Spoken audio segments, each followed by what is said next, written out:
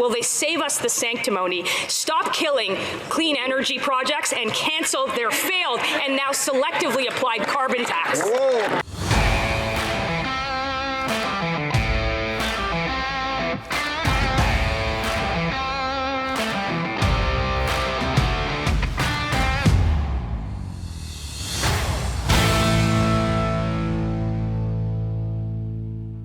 Welcome back to Northern Perspective, everyone. I'm Cypher. And I'm Fox.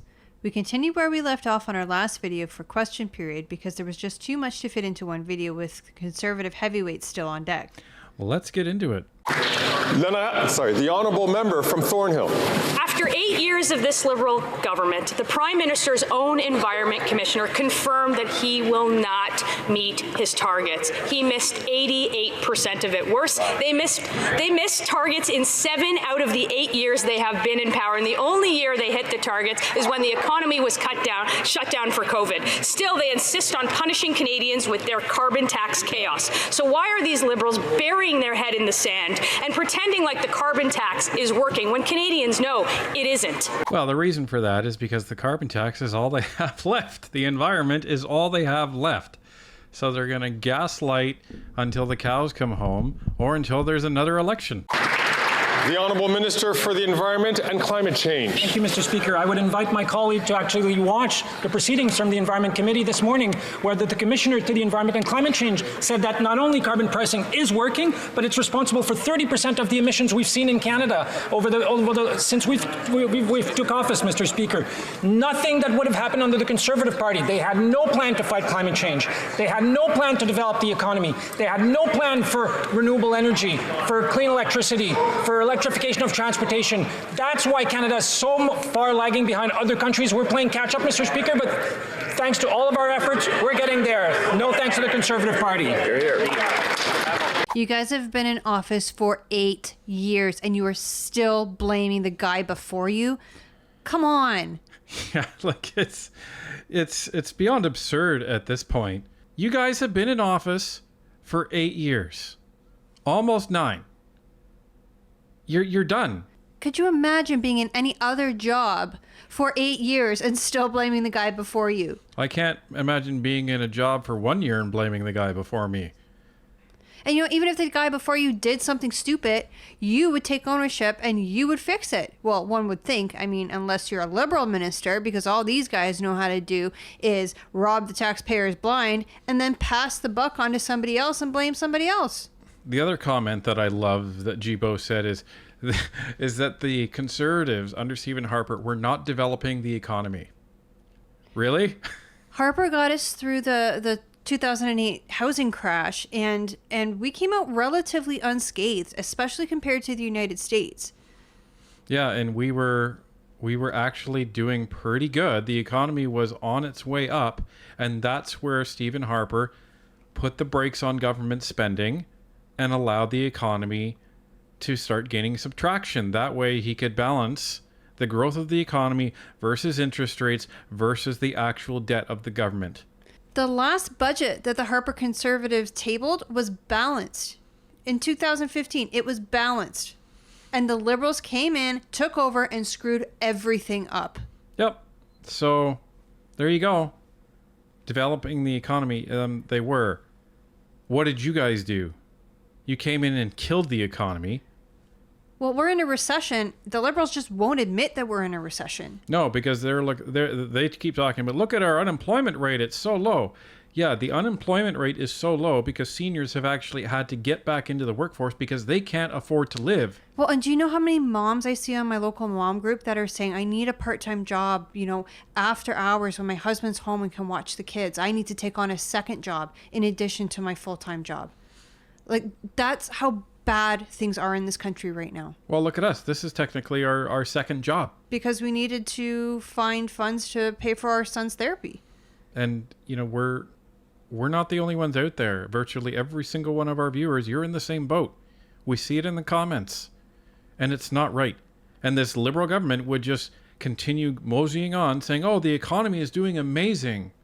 Yeah, look at all these jobs we've added. But they don't tell you that those jobs are going to people who need second and even third jobs just to get by in this country. And what is that going to mean for teens that are actually trying to get into the workforce to take a job to start saving for school, which nobody will be able to pay for? Well, and what does that mean for our mental health crisis? Big problems.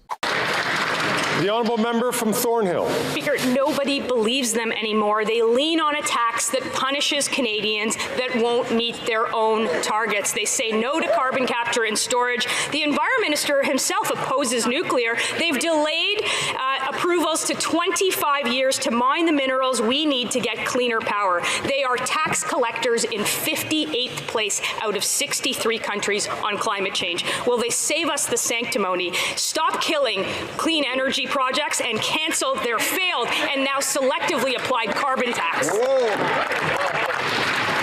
All right, well, Pierre seemed to like that question. He was very vocal about that. And it's true. Nobody can rationally oppose nuclear when it comes to a conversation of green energy, especially when you're talking about Canadian reactors. They are the safest in the world. You know, when I made this comment a few days ago, I had some pushback in the comments.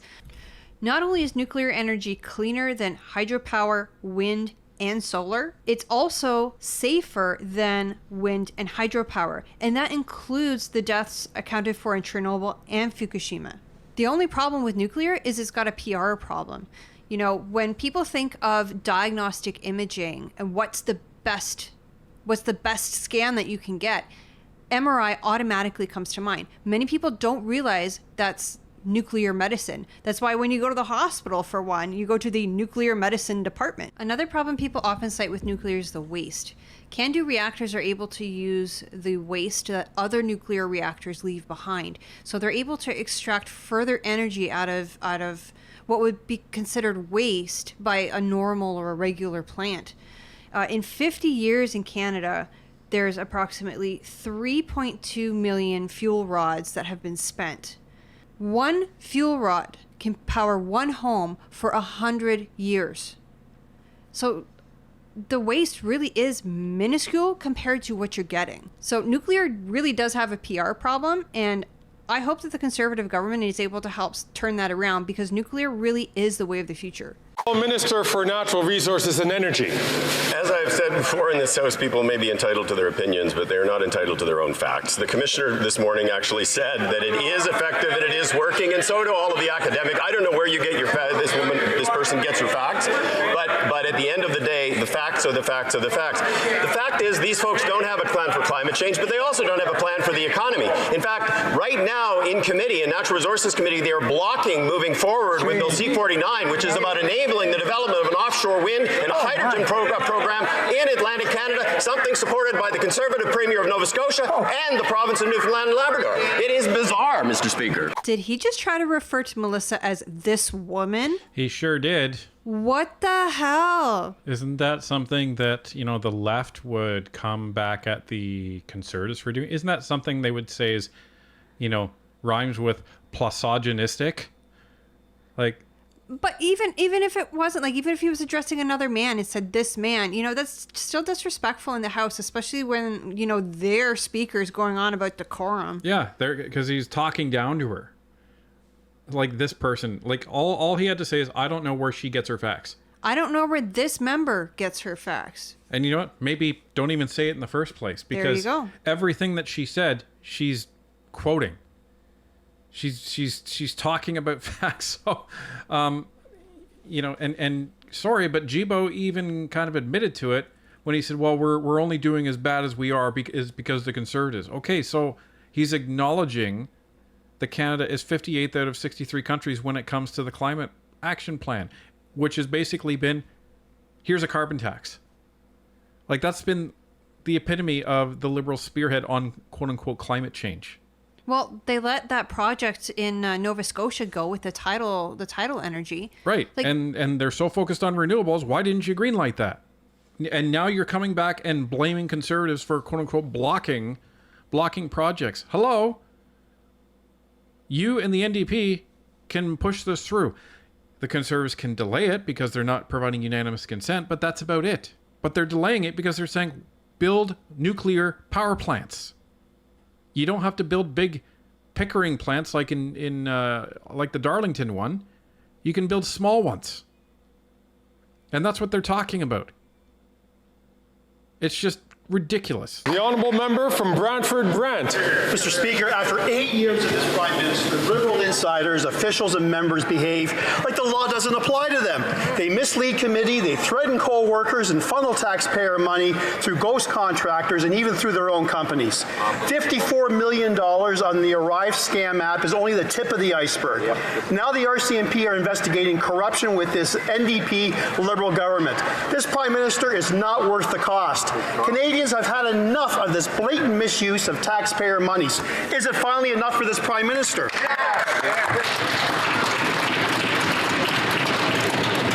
The honourable parliamentary secretary. Mr. Speaker, as I've said time and time again, we expect all contracts to be issued following the law as well as procurement regulations. Mr. Speaker, any actions of misconduct will come with consequences.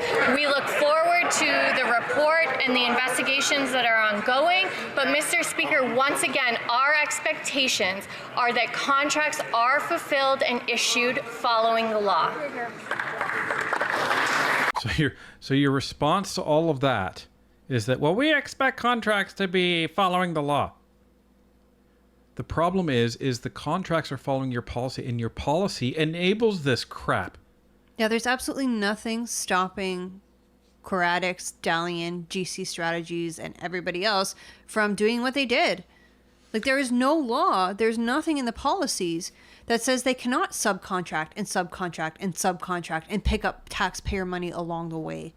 Well, and the real rub with the comments that this lady made is that she's not even concerned about the amount of money that's being spent, right?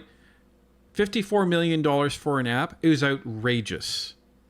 $1 billion to fund a bunch of green energy projects and $200,000 that's being funneled into one of the executives that's on that committee, their own company, and then them taking, what, $120,000 for themselves as a bonus? Are you serious? That's more than most Canadians make in a year that she stole from the taxpayers from this fund. And you're just sitting there saying, oh, well, you know, as long as the contracts are following the law, that's fine. So the underpin to that is we don't care how much we're spending as long as the contract follows the law. This is how out of touch these Liberals are, everybody. The honourable member from Sherwood Park, Fort Saskatchewan. Mr. Speaker, this government has been in power for 8 years, and there is a profound dissonance between those alleged expectations and what they have been delivering and doing these 8 long years. ArriveCAN hearings have been explosive. This week, senior government officials accused each other of lying because a Liberal minister wanted someone else's head on a plate. This government is destroying trust in our public service, and this Prime Minister is clearly not worth the cost. Instead of trying to blame others, why won't this Prime Minister take responsibility for his ArriveCAN disaster and commit to cooperating with the RCMP investigation? The honourable parliamentary secretary. Mr. Speaker, once again, we see the Conservatives trying to create a tax instead of focusing on the facts. And the facts are that any allegations of misconduct will come with consequences. Mr. Speaker, we welcome the investigations that are ongoing. CBSA has put in place measures addressing these procurement issues. And Mr. Speaker, we expect all contracts to be fulfilled following the law. Hear, hear. What a terrible answer. The Conservatives are creating a tax. No, hello. The Conservatives didn't invent this scandal. It didn't just appear out of thin air in a Conservative playbook. Yeah, this happened under your watch, Liberals. 100%. And it appeared in response to a piece of legislation that you passed, Bill C-65, and one of your agencies with your deputy minister that was heading the agency decided to put together a project that was a pilot to put together a app that would help with that legislation and enable that within the agency. That's all Liberal. That's all owned by you. So you can't turn around and say this is the Conservatives, levying a tax. Why don't you talk to the NDP? Because the NDP are, quote unquote, attacking these witnesses as much as the Conservatives are. So maybe you should turn around and ask your orange buddies there. Don't even start. The honourable member from Leeds, Grenville, Thousand Islands and Rideau Lakes. The Prime Minister's hand-picked chair of his billion-dollar green slush fund says that she followed all conflict of interest rules. But we learned at committee yesterday that she was the one that moved a motion that funneled hundreds of thousands of dollars to her company that she then took a $120,000 payday from. Right. After 8 years, it sure pays to be an insider with this NDP Liberal government, and it's clear to see that this Prime Minister just isn't worth the cost. Canadians want to know if the NDP are going to support Conservatives in their calls for more hearings on this scandal, and they want to know who else got rich.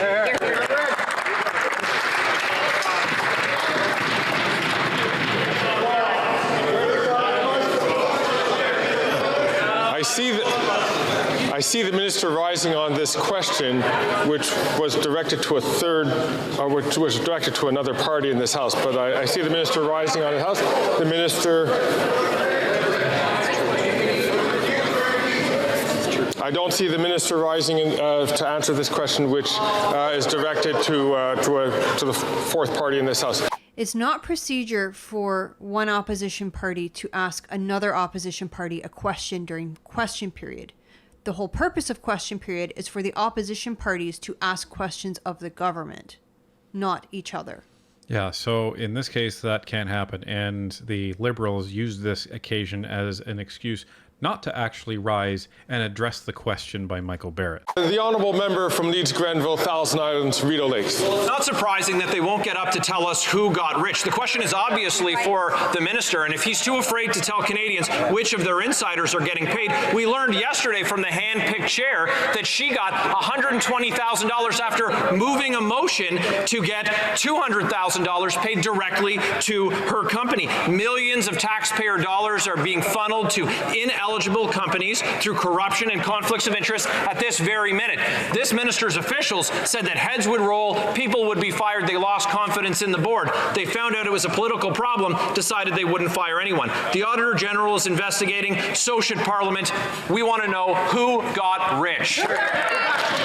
Gotta love Michael Barrett. Okay, fine. You're not sure I'm asking you the question? Now I'm telling you, I'm asking you the question, who got rich? So you better stand your ass up and answer the question. The honourable minister. Mr. Speaker, I'm happy to answer any and all questions that this member would have, Mr. Speaker. But let me bring a facts to the story, Mr. Speaker. By the way, this organization existed 10 years during the Harper government, Mr. Speaker. Let's bring some facts to the table. And one thing that Canadians should know at home, Mr. Speaker, the moment that allegations were brought to my attention, we launched a third-party investigation, Mr. Speaker. And on the basis of that report, Mr. Speaker, we took immediate action to restore governance at the organization. Mr. Speaker, we will not shy away to take any and all actions needed to make sure that they have proper governance at the institution. All right. So you want to talk about facts, do you, Mr. Champagne? Let's talk about facts then. Here's a fact for you. The Auditor General, her office, did an audit of the SDTC, which is this organization that they're talking about, in 2017, the beginning of 2017, and they gave it a clean bill of health. And they are extremely certain of that clean bill of health. They said so in committee when questioned by Larry Brock multiple times. It was after that audit that this new committee was put in there, this new chair was appointed, and then everything happened after that. So you can try to blame the Conservatives all you want, but the SDTC was given a clean bill of health by the Auditor General when it was transitioned over to the Liberals. So it was performing just fine. It wasn't until you guys got a hold of it that all of this stuff started to go down. And Champagne's point about it being around during the Harper government is moot anyways. The SDTC was founded in 2001. And who was the Prime Minister in 2001? Well, that would be the Right Honourable John Chrétien, a Liberal. So there you go. It's been around for a while. And for those that don't know, the SDTC stands for Sustainable Development Technology Canada. The point of it is to provide funds and identify opportunities of environmentally friendly initiatives to move Canada forward. That's its whole point. So it's been performing this function for over 20 years. It wasn't until 2017 that things started to go off the rails. And why should we be surprised? You look at every other part of this government and all you see is rot and corruption. So it's no wonder that everything the Liberals touch turns to complete garbage. This entire government needs to be ripped out root and stem. And we're going to do that in the next election because right now the Liberals are projected to lose about half of their seats.